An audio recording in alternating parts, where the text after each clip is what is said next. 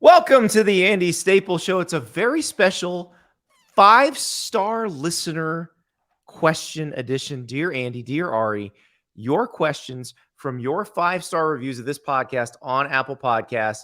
We did steal the idea from our friend Mike Golick Jr., and I am so glad we did, Ari, because we got some amazing questions. We're actually going to have to split this into a two-parter. So here's the week coming up for you. We're answering questions today, and there's a bunch, and they're awesome, and they cover the depth and breadth of college football. I just wanted to say depth and breadth. And then we've got Joel Klatt, who is my choice for the commissioner of college football, if such a person ever exists. He's going to join the show this week. We got Texas State of the Program this week, and more questions, because you guys took to heart the idea of, if you leave a 5-star review and ask a question, we will answer it. And you asked some incredible questions. So we've got 20 questions right now. I'd love if you left 20 more, but we're going to need 2 Dear Andy, Dear Ari episodes this week to get through the 20 questions. But I'm fine with it, because the question episodes are my favorite. Well, and these questions are awesome for the most part. Like, the listeners are smarter really than I am, so yes, I love our listeners. You have 5-star ears and 5-star hearts, and listen, that's all I can say. So 5-star questions, the best kind of questions.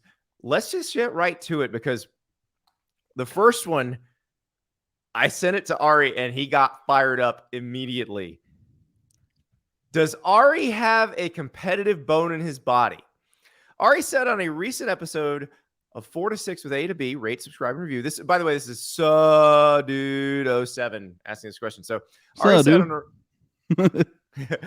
said on a recent episode of 4 to 6 with A to B, rate, subscribe, review, that basically Dylan Raiola would decommit if the Buckeyes sign a quarterback in the 2023 class. Dylan Raiola is where is he ranked as far as quarterbacks go? He's a 5-star prospect. I think he's the number 2 player in his class. Let me right. Yeah, so the number 2 player overall in the class, number 1 quarterback in 24. Number 1, okay. And we're talking about, he's the Arch Manning of that class, essentially. So, and this is he's a Nebraska legacy, but he's committed to Ohio State. Ari Raiola wants to compete. If Ohio State signed a quarterback in 23 and Raiola decommitted, Ohio State never wanted him anyway. He is guaranteed nothing. They might sign another top 10 QB in 24. Has Ari lost his mind? Ari, have you lost your mind? Yeah, no, I don't think that I've lost my mind. It's just, you got to remember too, like, I've spent 10 years covering that team, and the number 1 topic during that 10 years covering that team was how they were going to approach quarterback recruiting and how they were going to go about making sure that everybody was happy. And, who are we going to offer this class? Do we need a quarterback here? Do we need a 4th one here? I mean, it's a very complex issue. And I understand the fan sentiment is all we want are people that want to compete. But you have to understand that you want to keep the people that are committed happy, because they're the future of the program. And, Ohio State's had a lot of success, recruiting the quarterback position, but they haven't signed, outside of Quinn Ewers, the number 2 overall player, the number 1 overall player in the country. So, I mean, this is a very special case. And like, I get it. If the guy decommits because Ohio State lands one of the quarterbacks they've recently offered in the 23 class, then, you might say, they'll give him the Quinn Ewers treatment, right? Like, he doesn't want to compete, or he doesn't belong here, or whatever, and, make yourself feel good. But, I do think that if you have somebody that good committed and you have conversations with that person in order to get them committed, then you should tread very lightly in a class where quarterback isn't necessarily a concern. Well, here's my take on this. Don't lie to them, especially now. You can't lie anymore. Coaches used to be able to lie a lot in recruiting and say, "Oh no, we're not taking anybody else. We're only taking 1 quarterback in that class." And then, of course, they wind up signing another quarterback, and it's too late for you to find another place. But you can't do that now, because that player can just leave. But on the flip side, never show up on campus. It certainly has changed the quarterback recruiting dynamic, because the can't lie to them factors are a huge factor. But the other factor too is that players might be more willing to take risks by signing with programs with loaded depth charts at that position, because Correct. They know that they will be at a premium the following year if things don't work out. Well, so if you're a 3-star player who gets a offer from Clemson, and Clemson has 5-star prospects on the roster in 2019, you might not want to go there. But in 2021 or 2022, when you can do that, you can go there, get the coaching for a year, see how you stack up against the truly elite players at the position. And if you don't stack up the way that you thought you would, you really don't lose anything by transferring to the secondary school that you would have committed to anyway if you were scared of the depth chart. Also, the 5 stars may transfer out, leaving you as the backup. Somebody gets hurt, and suddenly you're the starter. So in a world, I guess, and I guess the questioner has a very good point here because, why would anybody value a commitment when players on the roster can leave just as easily as a player can decommit? So the entire world has shifted in just the whole way that you would accumulate quarterbacks. But also, I think that it's like a certain special case here because we're talking about the Arch Manning of his class. And it's like we had a lot of discussions when Quinn Ewers was committed to Ohio State about what player they can side behind him and what do you do to not upset him. And they didn't do anything. And it didn't even matter because he left. So, well, it didn't matter because they had CJ Stroud. Right. Well, I mean, Ohio State's always going to have people coming in after you and before you, no matter who you are. So and that's what I wanted to get to. Certain schools, Ohio State, Alabama, Clemson, Georgia, like they are going to continue to stack highly rated quarterbacks. You may be special, and all the schools recruiting you are treating you as special, but you're not as special to them as you would be to other schools because they're just going to sign another one next year. And another one the year after that, and another one the year after that. They don't care as long as they're hitting on one at a time. Right. And that player may last for 3 years as a starter. So they only got to bat about 300 there. You don't have to become a star for them to be successful. And that's the part that you got to remember. And what the listener asked, and I agree with this. If I'm Ohio State, if I'm Alabama, if I'm Georgia, now you're different if you're somebody else. But if I'm Ohio State, I absolutely don't want a quarterback who's going to freak out if somebody else commits. Like, bye. I don't care. I'll go find another one because I'll flip somebody from another school because they'll want to come play for me. And that's true. And I guess if you're Ohio State, you have to feel like, you know what, we're the master of the ship here. And if we recruit somebody, we're going to recruit them with the understanding that, they could lose their job before they get to college or after they get to college. My only point was on the other show was Ohio State has CJ Stroud for one more year. Yeah. And on the current roster right now, they've got a 5-star quarterback in Kyle McCord, and they have a top 50 quarterback in Devin Brown. So next year, presumably, one of those two players will win the starting job and the other one will likely transfer. Mm-hmm. So the need for Ohio State to sign a 3-star quarterback or a 4-star quarterback, even one that has the potential to develop into a very good football player, isn't necessarily there. So if the need isn't there, and I know there are some coaches who believe that you have to have a quarterback in every class no matter what. I don't know that I believe that in 2022. That's not necessary because you can grab a transfer. You can grab it. And Ohio State can grab a transfer from anybody, especially if that person doesn't fit into the long-term plan. Yes. So my only point was that even if that is the case, I personally wouldn't want to take the chance of ruffling feathers of the number 2 player overall in the country for a person that you might not actually even need. So, all those things that you said are true. And do I have a competitive bone in my body? You have never seen me play beer pong or Madden online. I break controllers. Here's what I will say to you, Ari, on this. I will say, if you are not confident that one of the guys that you have on the roster can capably replace CJ Stroud in 2023, then you are signing a quarterback this year. Yeah. And they just signed one of the two. Deal with it. That they just signed like 6 months ago. So I don't even know if you could get to that conclusion. I guess maybe you can, but and Kyle McCord is a very talented player. So I have no doubt in my mind that one of those 2 players will be good enough to start there. And Devin Brown was one of those recruits that just sort of popped and everybody wanted him at once. And like Devin Brown is like a fan favorite now because Devin Brown came to Ohio State with the roster stacked. And he's one of those I'm not afraid to compete people. And, Mac Jones. Tua was like that. That's the thing. Tua and Mac Jones signed in the same Alabama class. And I think that you might be selling that to Arch Manning right now. Yeah. Tua and Mac Jones signed in the same Alabama class, despite Jalen Hurts just getting there and then becoming the starter as a true freshman.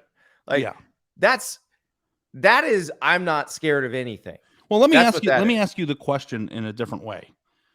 In 2022, with all of these new rule changes, both with NIL and the transfer portal, do you believe that players should be treated more delicately by coaches in terms of promises and, pampering and all those things, or No, they less should be delicately? treated truthfully, but not delicately. I think that's the difference there, because if you treat them delicately during the recruitment, you're going to have to coach them hard at some point, and there will be a shock to the system that probably isn't going to work for player or coach. So just treat them truthfully. And like, we've seen those leaked Nick Saban recruit Zooms. Like, that's it. That's what you got to do. Yeah. We'll give you a chance to play. It's just like a really funny dynamic, That's though, when it. you really break it down, because these players are now being paid in some cases. Yep. Or have earning potential. But at the same time, in the light of that earning potential, they also can bail on their job and their location at any given time, like pulling a parachute out.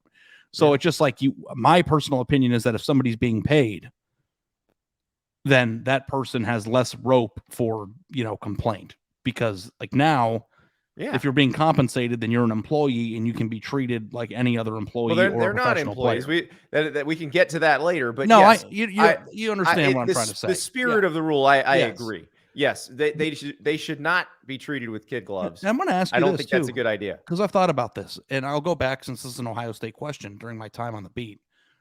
If you go back and you read every critical thing that I ever wrote about Ohio State in my 10 years on the beat, I am critical of the coaches and never the players. And I don't know if that is changing now that these players are being compensated. I do think that changes a bit, because I've always been more willing to criticize an NFL player because they are well compensated for what they do. And for free a college reign player, they're getting a scholarship. Everybody else is getting the same scholarship. It felt a little weird. Now, I think it depends on the situation. I think this is one of those kind of case by case bases. But yeah, like Bijan Robinson's a good example. Dude's got a Lambo sponsorship. Like, he's probably fair game for criticism at this point. But the truth is that if somebody has that, then they're probably not doing much on the field to be criticized for anyway. Exactly. But, it is an interesting dynamic to kind of sift through, because my view of the players now is kind of, slowly but surely shifting a little bit. Well, right. And I've always said that, yes, give them more rights, more power, but it's just like, Spider-Man's Uncle Ben said, with great power comes great responsibility. Like, you're going to have to deal with all this stuff. And you also are going to have to deal with a little more harsh criticism than you would have before. I mean, 3 years ago, I was in part of the deal. I was in Rancho Cucamonga, California, and I was at CJ Stroud's high school, and I was sitting with him in the football building there, having a nice conversation. And like, I left that thinking, wow, what a sweet kid. I hope that he's successful, because he's like a nice young man. Mm-hmm. And like, now CJ Stroud probably makes more than 85% of the people who listen to this podcast. And so if he sucks, because he's really good. If he sucks, then I think you could criticize him. You could. Now, I don't foresee that happening, especially given who he has to throw to. But yeah. All right, let's get to our next question. This is a really good one. I tweaked a little bit on Twitter just because I thought it was fun, but the actual question's good too. So this is Run the Ball 3000 asking about MAC football. Put the best 50 players from the MAC, and this is current players from the MAC, on an all-star team, giving them full summer and off-season of preparation. How many games would they win if this team was in the SEC? And I'd say you could extend this out to 85, so you could give them a full roster. So the current players in the MAC, Max Olson helped me out because he saw me post that question on Twitter. So this is an interesting stat that I think helps a little bit. He sent me a list of the MAC to Power 5 transfers, which should give you an idea of the market for it. There's only about 20 of them. And the schools are like Arkansas, Georgia Tech. 4 of them went to Kansas, South Carolina, Virginia, Wisconsin, Pitt, Purdue, Ole Miss, Missouri. So that's the level we're dealing with. Now, there are going to be some good players in the MAC who are happy on their teams, who are going to be drafted in the NFL. So they would be in this group too. That team's going like 1-7 in the SEC. Beating Vandy? Maybe. Yeah. I think they would go winless. I think because they're good players and they're more likely to be older, more experienced, they could catch a young team and beat them on the right day. But the way I tweaked this question, Ari, made it much more interesting. And just to think of assembling this team. Before you Okay, go go ahead. to the tweak, let's talk about this Go a ahead. little bit more. Yeah. I think the MAC, as a really, really, really consistent MAC over better, has a lot of very good skill position players, like sneaky good. Yes. Sometimes they're undersized They because tend to fall through the cracks. They're Yes. undersized, or maybe their grades weren't good and they got lost in the shuffle. But yes. But I don't know if they could line up physically. That's the issue. And in the line of scrimmage is where you have the problems, because there is the occasional, like Eric Fisher, who was the number 1 overall pick, was a lot offensive tackle from Central Michigan, but that doesn't come along all that often. So yeah, I do think they would get beat up pretty bad in the trenches. But so I made this a best 50 all-time MAC team, and oh my God, it's a fun team. So yeah, Ben Roethlisberger is probably your quarterback, and I had forgotten that Marshall played in the MAC in 1997, which means Randy Moss played 1 MAC season, which means he's eligible for this team. Yes. So your receivers are like Randy Moss, Antonio Brown, we are moving Julian Edelman, who was a Kent State quarterback. We're going to move him to receiver because he's not as good a quarterback as Ben Roethlisberger. We're also going to have Antonio Gates as our tight end.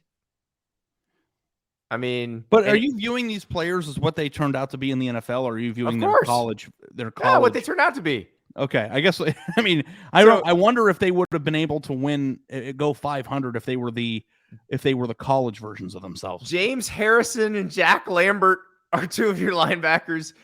You have Khalil Mack and Jason Taylor coming off the edge. I love this team. Can you have JJ Watt? Now, he started at Central Michigan, but then he went to Wisconsin. So I don't know if we can count him. Yeah, I don't know. I mean, probably not if you end your season there at a Power 5 school. But didn't Greg Jennings go and play in the MAC too? Yeah, Greg Jennings is another one. Yes. So yeah, there's I think that you could make the case that if you took any conference in the Division I level and took the 50 best players that ever played in that conference in the history, that they would be a 500 team in the SEC no matter what. Like if you did this with like Sun Belt or something, I mean, like the all-time MAC team, the one we just talked about, would smash any current college team, like any single college team that ever existed. I mean, if you just like look about James Harrison on one side of the ball, Ben Roethlisberger throwing to Randy Moss on the other side of the ball. Yeah. I mean, they would just crush. Don't forget about our boy. I don't even know. Like, I don't know this off the top of my head, but did Chad Pennington play in the MAC? Or was that a different year? No, he was already gone. I think Byron Leftwich had 1 year in the MAC, though. Yeah, so you got some guys there. I mean, I guess Ben Roethlisberger is probably a Hall of Famer, right? So yeah, I think he's the best of the bunch, I think. But I mean, yeah, it would be fun, and obviously, you could probably do the same thing with Alabama or Ohio State or Notre Dame, where you took their top 50 and made a whole team, and it'd be pretty awesome. I did get a great question on Twitter. Would the Pitt all-time team be the best all-time team? And you go, okay, I'm not sure. But then you think about it. You have maybe the best maybe the best interior lineman ever in Aaron Donald. Yeah. You have Dan Marino throwing to Larry Fitzgerald and handing off to Tony Dorsett. Like you have Hugh Green coming off the edge. It's a pretty good team. Yeah. I wonder if we actually like did a series of this and like did the all-time teams forever and had fans like submit their all-time teams. Like if at the end of the road, because like if you did it with Alabama or Ohio State or teams that have a ton of draft picks, I guess you just automatically assume that they would be. But like I wonder if there's like a team like Pitt out there that, you might not view in the same light as some of those other teams, but actually have like an alumni base that could beat or play with some of the alumni bases of the other bigger schools. Pitt of the late 70s was the best program in the country. It was utterly dominant in the late 70s and early 80s. So I think that's a lot of the players are coming from that era, but they've also had just some great players, kind of one-off situation where you go from Larry Fitzgerald and then Aaron Donald comes in a few years later. And so, yeah, I think that would be a lot of fun. So that's another, That might be an off-season project for next year because I hate to say this, Ari, but we're getting close to the season. Yeah. Yeah. So I just we'll typed put a in pin it in best that. players in Arizona history just because I was Oh curious. yeah. And I don't think they would be very good. Gronk and Teddy Bruschi carrying a lot of the load. I'm not, but like they don't have. I don't know if they would have the interior linemen and stuff like that. Right. But that Pitt team is nasty. It is. Yeah. The all-time Pitt team would kick some ass. So, and you would be betting on them every week, wouldn't you, Andy? Well, no, they'd be killing me. I know when they play like all-time Ohio State. What happens when they play all-time NC State and Phillip Rivers slices and dices? I mean, I've never seen, because like you always see these off-season, stories that people try to get through the off-season of like all-time greatest teams, but I've never seen like an all-time greatest teams bracket. I think that would be fun. Because I mean, Notre Dame, Ohio State, Alabama, Oklahoma, like you could have so much fun with it. USC. I also think that they would all be so dominant that it would be impossible to know who's. Yeah, I mean, like Florida State and Miami. Can you imagine Miami all-time teams? Good Lord. Yeah. I mean, Miami's 2001 team might just beat everyone else's all-time team. Yeah. Well, that's the thing. You go, oh, wait, no, because you get to replace Ken Dorsey with Vinny Testaverde. Yeah. Or Bernie Kosar. Or Jim Kelly. Yeah, it's insane. It's crazy. Yeah. Yeah. All right. I bet you didn't think we were going to have a second Matt question, but we do. They say that we only talk about national championships on this podcast. ARL 860408. Love this pod. And of course, it gets off topic, but that is what makes it great. Thank you. Selfish question. Generally curious as a Central Michigan fan, is there any way a Power 5 school would take Jim McElwain back based upon how it went down at Florida? I'm convinced no, but not sure others feel the same way. Who is right? Follow up. If it's date night with your spouse, what meal are each of you showcasing your cooking talent with? We'll get to that in a second. Let's do the Jim McElwain question first.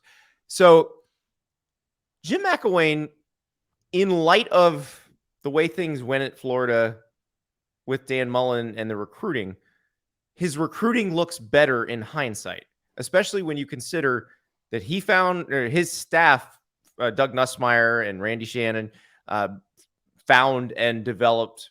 Randy Shannon found, Doug Nussmeier developed Kyle Trask, or stood on the table for Kyle Trask.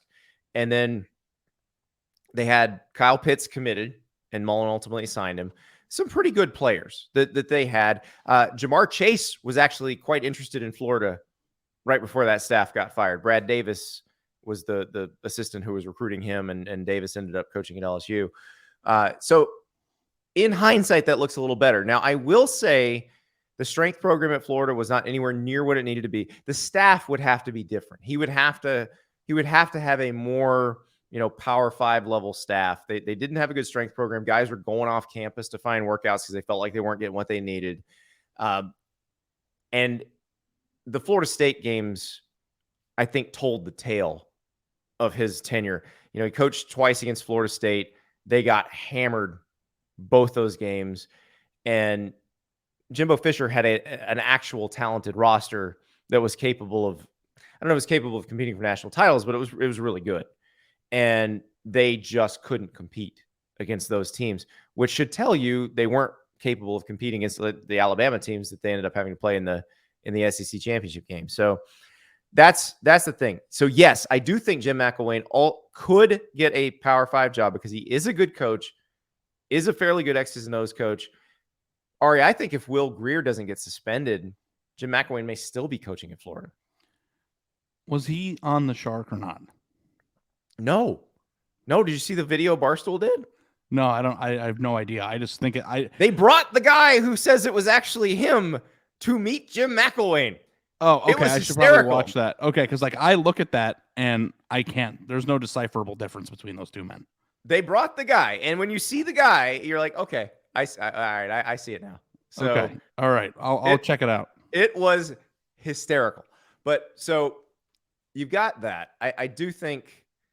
So somebody, I don't know who. Let's say Purdue loses Jeff Brom. Let's say I don't know where you'd put him. Lance Leipold wins some games at Kansas and moves on, something like that. I do think he's capable of being a Power 5 coach and an effective one. It would take a little better staffing. You're going to need a little more youth in the weight room. but I think and also being the head I think coach it's at doable. Florida is a much different job than being the head coach at 80% of the other. It's a very tough job, as we've Yeah. discussed multiple times on this podcast. Yeah, but also like being the head coach at Florida is different than being the head coach at Wisconsin or Purdue or anywhere else that isn't Yeah. in that national championship discussion. It's like a completely different job. Yes, and that's the thing. I mean, that's what tripped up Mullen. Mullen was so good at Mississippi State, and they were so much better than what Mississippi State is used to being, but that's not acceptable at Florida. That's not good enough. And Florida, he wins double-digit games the first couple of years. The third year would have been double digits if they'd have played a regular schedule. But then it became clear that they were not recruiting at the right level. And actually, that brings us right into another question, not to make this an all Gators podcast, but yeah, you go ahead, Ari. I have to say something. Go for it. I wish we had like a button for like the Ari hot take meter, but I have a hot take. Yep. I think that you could make the case that being the head coach in the MAC is the hardest job in college football. I think you might be right about that. And the reason why is because all of the teams, for the most part, are located within driving distance of each other, like very close, right? They're all in the Midwest for the most part. But you're all fishing. Somebody? You're fishing from the same pond. You're not only fishing from the same pond.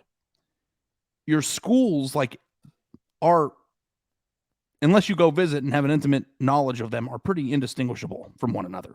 I think the Miami of Ohio, the Miami of Ohio, the Ohio U crowds are going to be like, listen, Ari, like Ohio U, their Halloween sounds pretty epic. Buddy, like, I want to go to Athens, Ohio for Halloween. I've been there. It's great. Kent, Akron, Western Michigan, Eastern Michigan, and all these teams have very similar campuses and are all recruiting from the players that rank between 1,000 and 2,500. So, like, I don't know how you're all fishing from the same pond, but you're also selling very similar sales pitches. Mm-hmm. And you're also evaluating without much resources. There's no assistance. Right. And like somebody commented on Twitter at me the other day that Ari thinks that coaches use 247 as their guide for the recruiting boards. No, I don't. That's bullshit. But I do think that there are certain aids to them being able to access highlight tapes and offer lists and different things for recruiting. When you're out recruiting the MAC, it's complete no man's land.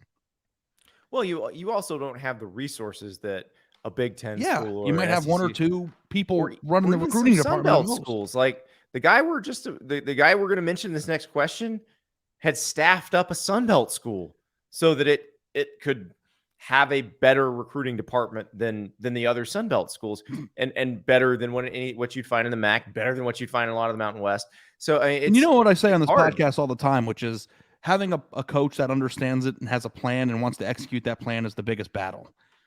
I don't know if I were hired at Akron what my plan would be.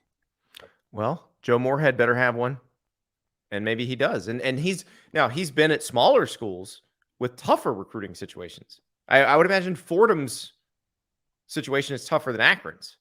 So I think, like, I'm just trying to picture myself. Like, if I picture myself sometimes, like when a job, you know how Chris Vanini does all those job profiles. Like, I picture myself, like, if I were a head coach, how would I approach this job interview?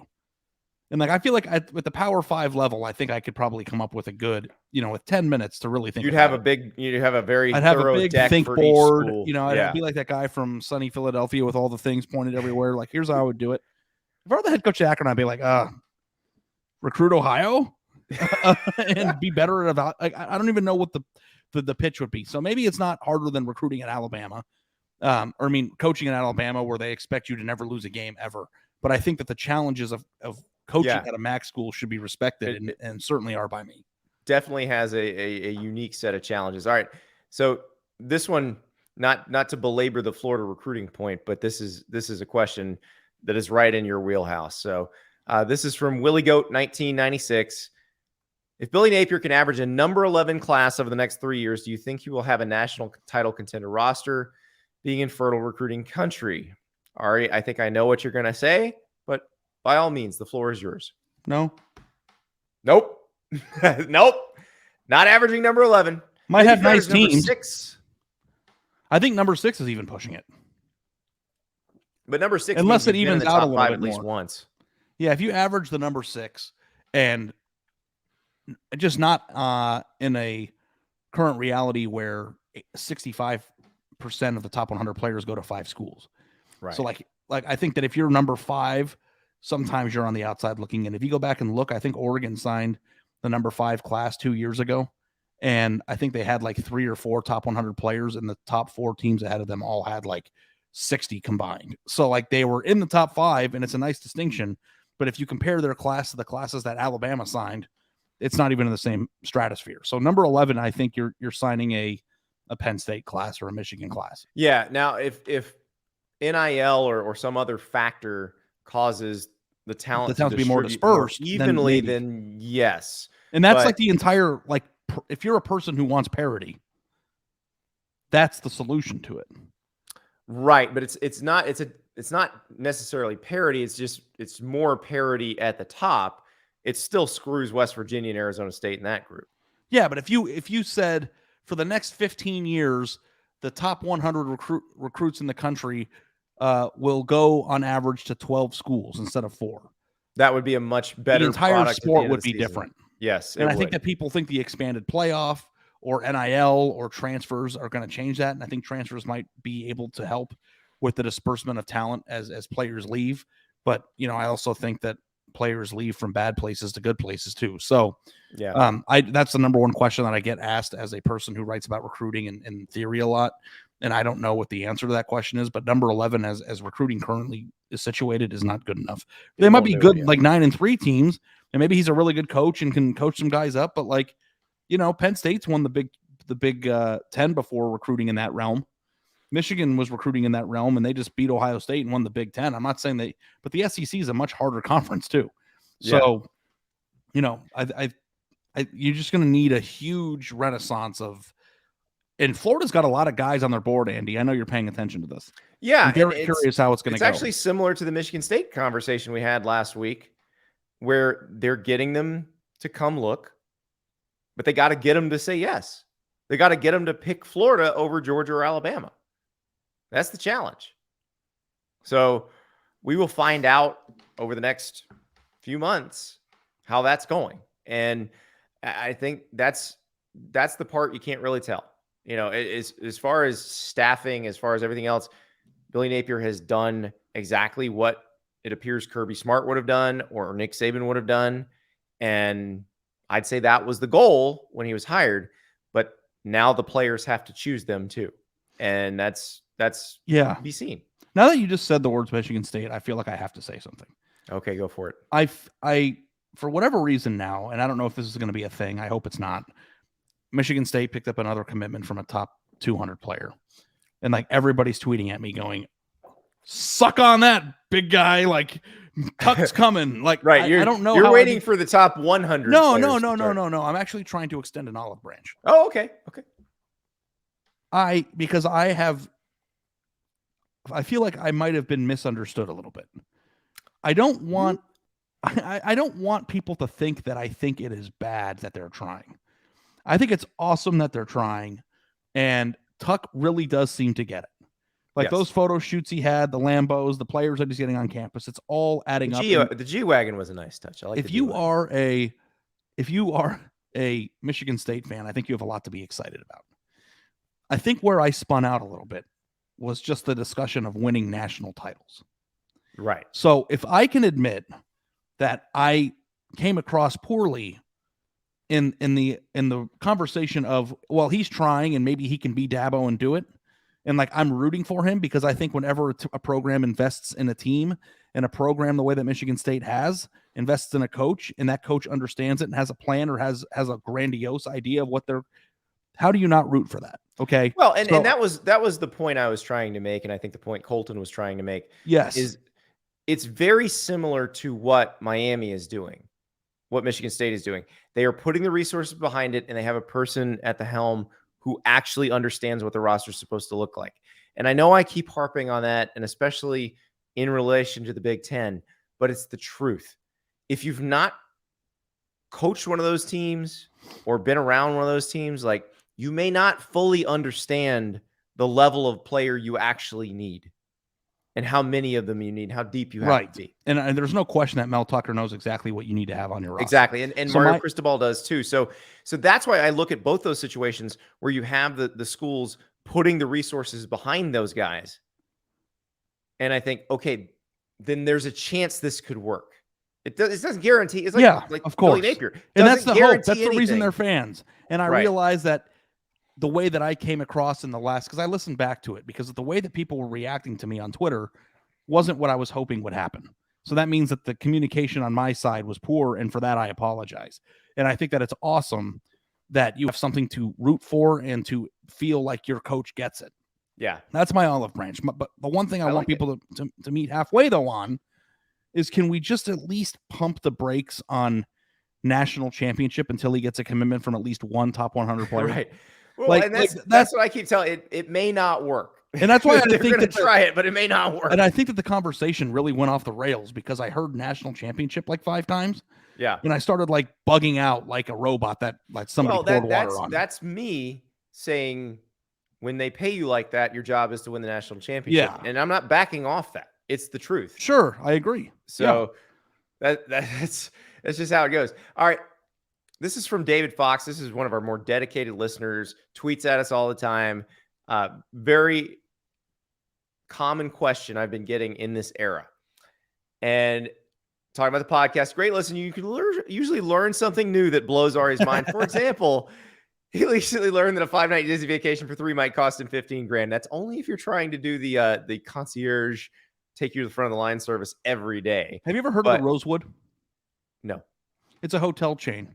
There's one in Miramar Beach up in Santa Barbara, and it's the most beautiful hotel I've ever seen in my entire life. Mm-hmm. And it's got this beautiful bar in the back of it. If you've been to the Rosewood Miramar Beach, it is legit. Like, they have a Brunello Cucinelli store where a tracksuit's $15,000. Like, that's the type of money that's walking through these places. Yeah. And it costs $2,200 or $2,300 a night to stay there.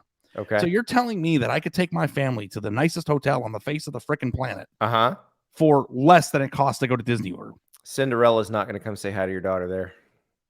Ariel's not going to say hi to your daughter there. Yeah. Okay. I don't know. I just, when I think of elite level vacationing, $15,000 and get you a hell of a week. You're thinking about it like an adult male and not like a kid who's going to be in control of your finances and your wife's finances for the next foreseeable future till you die, probably. So that's you're just going to have to accept that. So, all right, let's get to David's question. Do you ever foresee a scenario where collectives pay tuition as part of the deals with players, allowing coaches to classify the highest rated players as quote unquote walk-ons, allowing for legal oversigning? Here's the thing.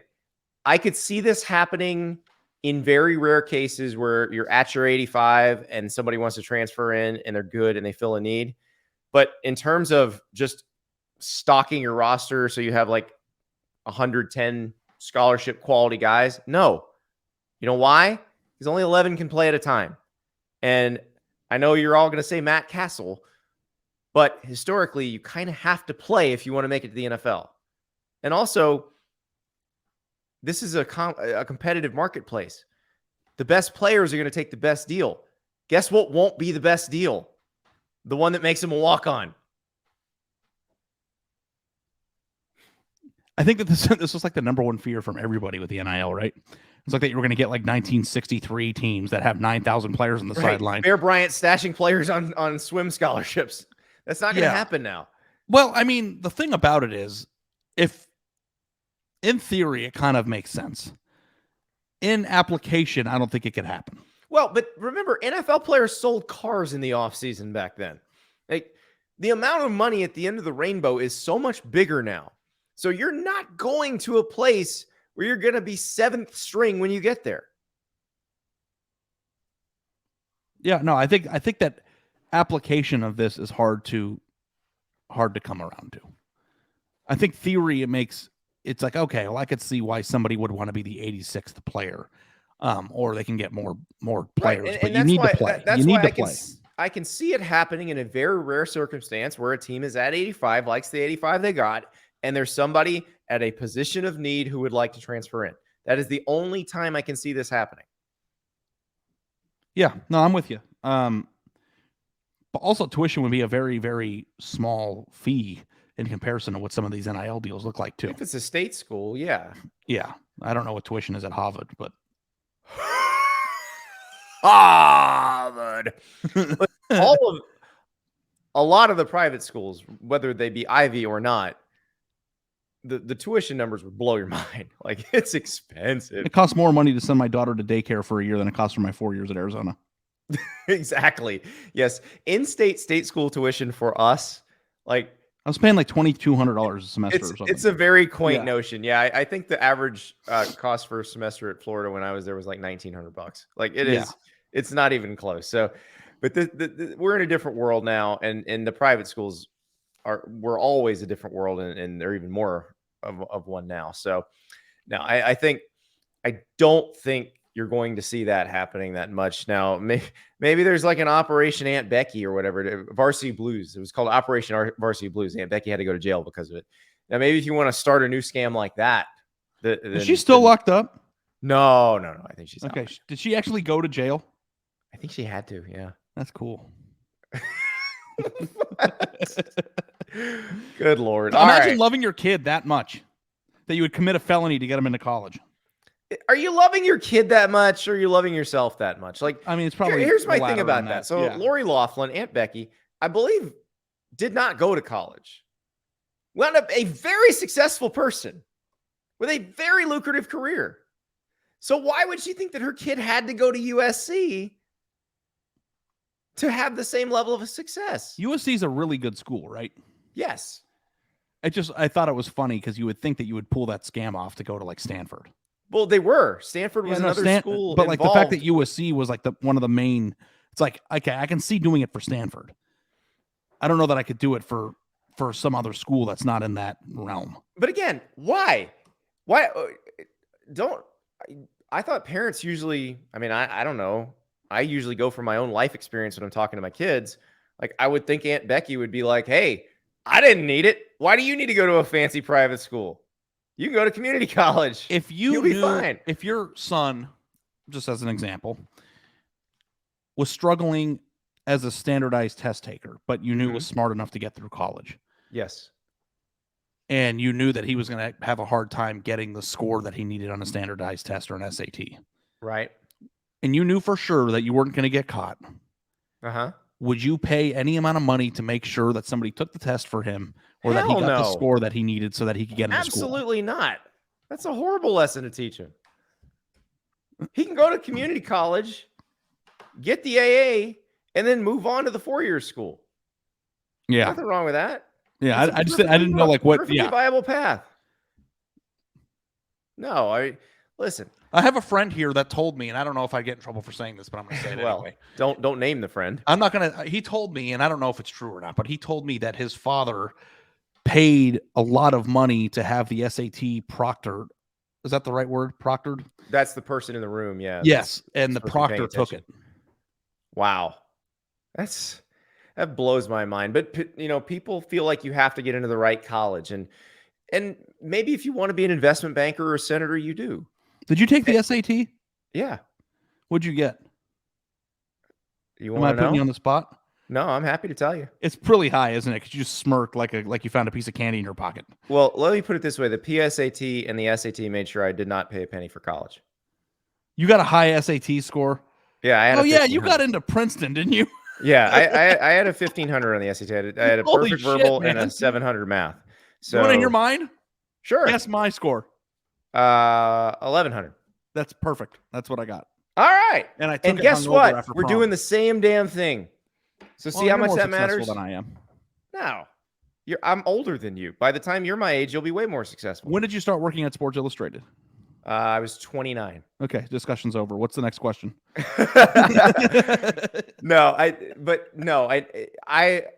It's funny, and maybe it's because of the path I took. Like, I don't think it matters. Like, it only matters in certain fields. Yeah, if you're good in most fields, you will succeed, regardless of where you went to college, where you started. Like, maybe it's different if you want to get into politics. Maybe it's different if you want to get into law, investment banking, that sort of thing. I don't know. But for what we do, doesn't matter where you come from. Really doesn't. So one of my best friends in the entire world makes like $800,000 a year as a medical malpractice attorney, and I think he went to like American Samoa, where Saul Goodman went for law school. nothing wrong with that. That'd be a fun 3 years in law school. So, Yeah, no, I agree with that. I think that speaking of that actually takes us right into our Big J Oklahoma 77 question. What college town do you want to live in outside of LA or Gainesville? Hi, I'm a longtime listener and live in Oklahoma, born in Norman. I agree Gainesville and maybe LA in a stuff to do kind of way is nicer to be at. You've obviously never been to Gainesville. I live here, but in terms of stuff to do, I went to college here. Like, stuff to do is drink and go to the movies. Like, that's the stuff to do. So no, it's not because of a stuff to do thing. My question is, if you can't pick, where do you want to be? So personally, they love Austin, Texas. Now, Austin's not a college town. Austin is a large American city. It is the capital city of the state of Texas. Like, if the University of Texas was not in Austin, Austin would still be a big town. Like, it would still be a big spot on the map. If the University of Florida was not in Gainesville, there would be like 3 feed stores here. So that's a college town. So if we're talking about college town, now Norman's a college town. And like Norman and Gainesville, somewhat similar, but Norman is actually much closer to a big city. Like, Norman is a bedroom community to Oklahoma City. Gainesville is 2 hours from Jacksonville, Orlando, or Tampa. So you are driving if you want to go to one of those. Boulder is a college town. Now closer to Denver than state colleges to Pittsburgh or Philadelphia.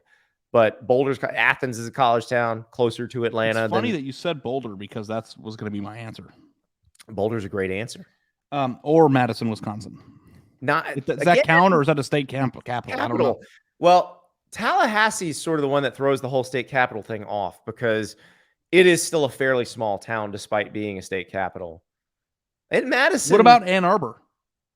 Ann Arbor is definitely a college town. Now, I think Ann Arbor would be on my list. Ann Arbor's a great college town. Yeah. Ann Arbor, very similar to Norman, like Ann Arbor to Detroit as Norman is to OKC. Like, you are in a metro area there. There's not woods in between you and the big city.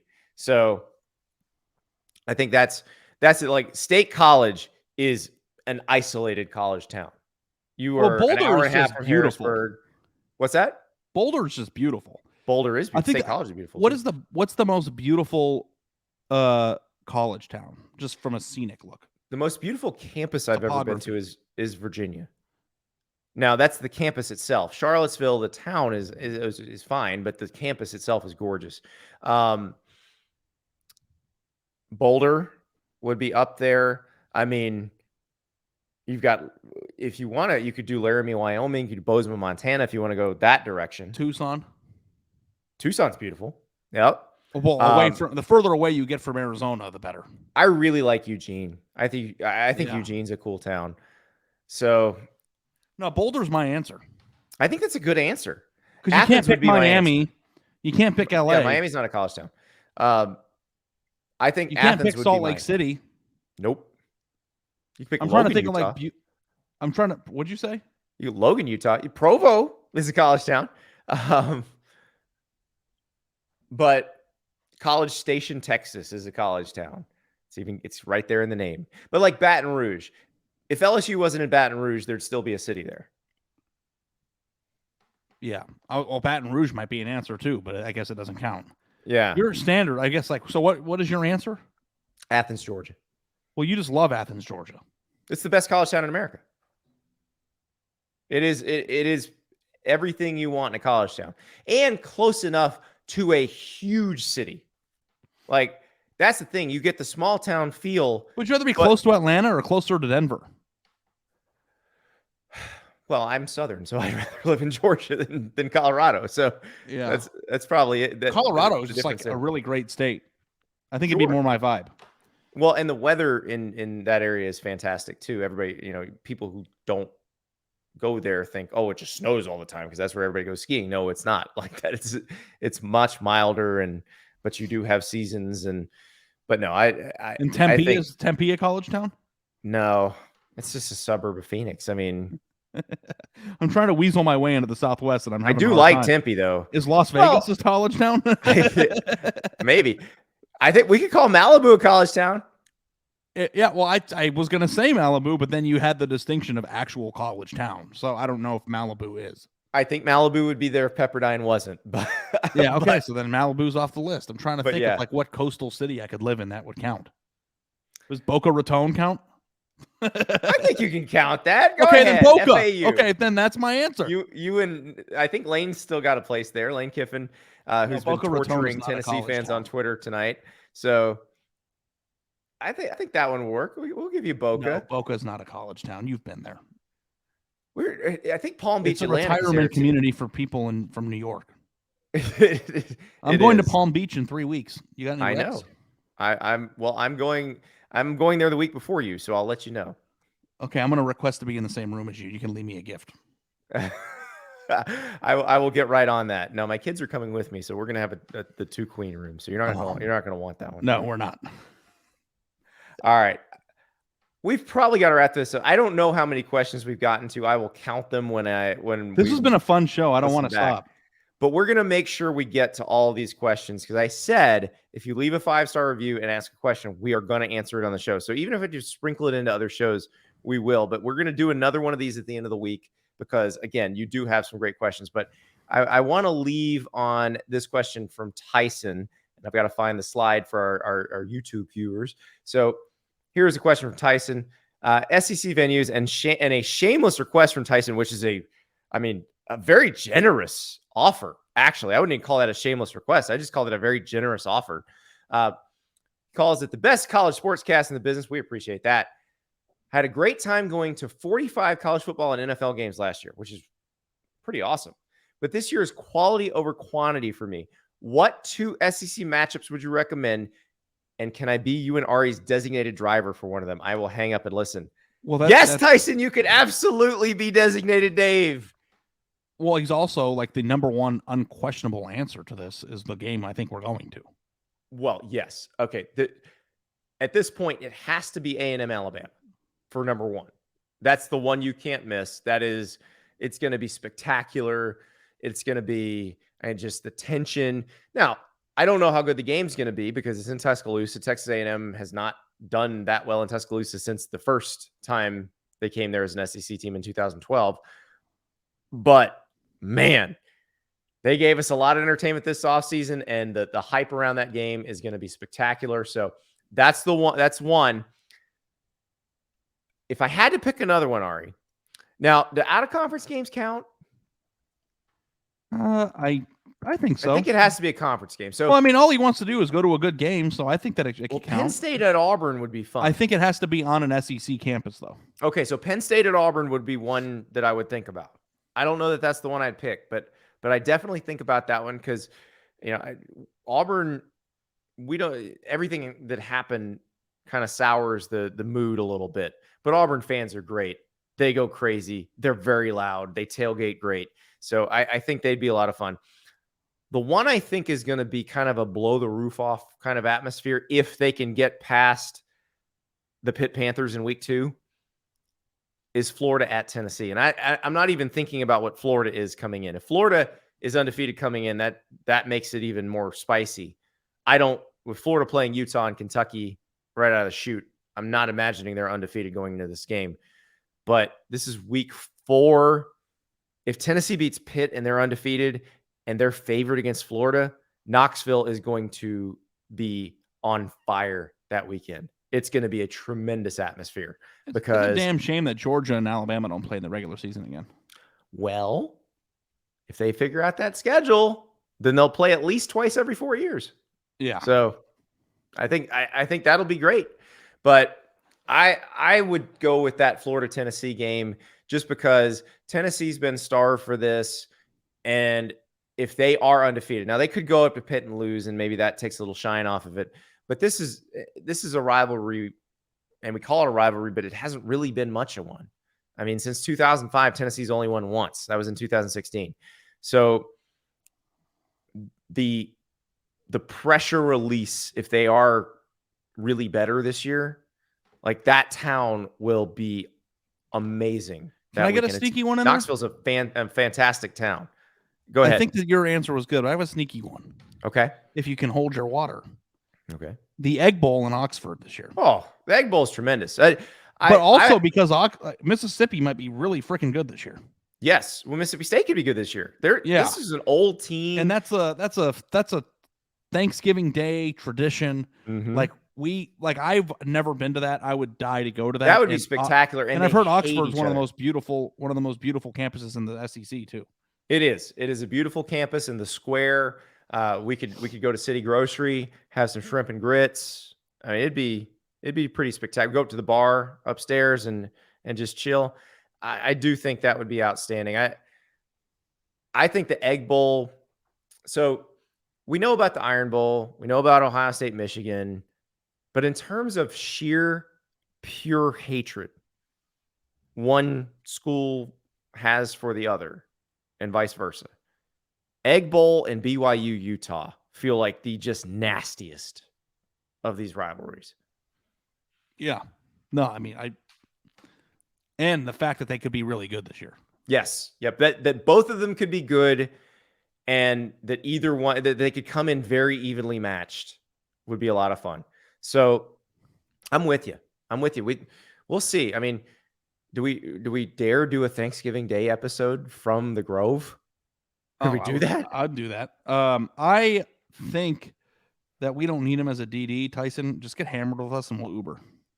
I think that's great. I that is a much better offer to Tyson, because while I appreciate Tyson putting in the work, you don't need to work with us. You need to party with us. That's the thing. I want to show Ari what it's like to be, he's older now. So he won't get the experience of being a student in an SEC school, but I'd like him to see what it might have been like had his life turned out a little bit differently. Had he made a few different choices. Can I make a weird prediction right now? Yeah, go ahead. I think it's possible that Ole Miss might be like 7-0. It's possible. I'm looking at their schedule right now. They're playing I'm Troy trying to week remember 1. how their schedule goes. So let me look that up and see what we got. I'll read it to you. Troy week 1 win. Okay. Week 2 Central Arkansas win.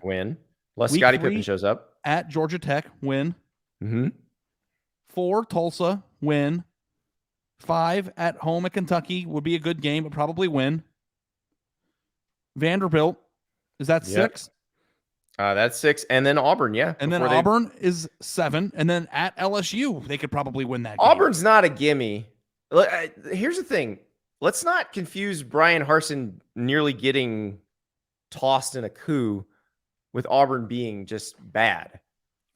No, I'm not saying it's a gimme, but if Ole Miss is good, yes, they legitimately could be 8 or 9-0 going into the Alabama game in Tuscaloosa. Their schedule is quite backloaded. They have at LSU, at Texas A&M, and Bama all in Alabama, at Arkansas, and then Mississippi State in the Egg Bowl. That is a rough. But imagine if they got through the Texas A&M game. Pretend like they got through October undefeated. Then they have a week off in between A&M and Alabama to prepare for Alabama. Like how fun that game could be. Well, Ari, you and I would be in Oxford for that game. Like you and I would camp out on the square starting about Wednesday night. So, oh my God, I would have Lane Kiffin Twitter notifications on. It'd be great. Oh yeah. If that I'm happens, actually rooting for Ole Miss this year. If that happens, we're going to be there, Ari. So let's just we're going to speak that into existence right now, because one of the most fun weekends I have ever had was I covered that 2014 Ole Miss Alabama game where Game Day was there and Katy Perry was the guest picker and Ole Miss won, and Dr. Bo Wallace had maybe the perfect second half. And it was just a spectacular college football weekend. It was everything you could have imagined. I was talking to one of the closest living relative to William Faulkner the night before, drinking bourbon with him at Wright Thompson's house. Like it was amazing. So I do think if Ole Miss can do that, if Ole Miss can get to the Alabama game undefeated, we will do a special week. We should have like an Andy Staples show campaign. Get Ole Miss undefeated to the Alabama game. Like it's just something we should talk about. I don't know that there's much that we can do to ensure they we beat can speak it Kentucky into and existence. LSU and Texas A&M, but sure. We can speak it into existence. We will try. We will absolutely try. And But I want everybody to know that when it happens, you heard it here first. Yes, we will begin speaking it into existence now. So, Lane Kiffin, if you hear us, if you're within the sound of my voice, if you're done trolling Tennessee fans on Twitter, you got to be undefeated when you play Alabama. You got to make this happen. I realize you take it one game at a time, but let's take it all those games, just win them, because we're gonna get Ari to Oxford. We're gonna make it happen. Everybody, it's been a lot of fun. Please keep leaving those 5-star questions because you are 5-star listeners, and as we all know, stars matter. Joel Klatt coming up this week. State of the Program Texas coming up this week, and more of your 5-star questions later this week. Thank you so much for listening. We will talk to you on Tuesday.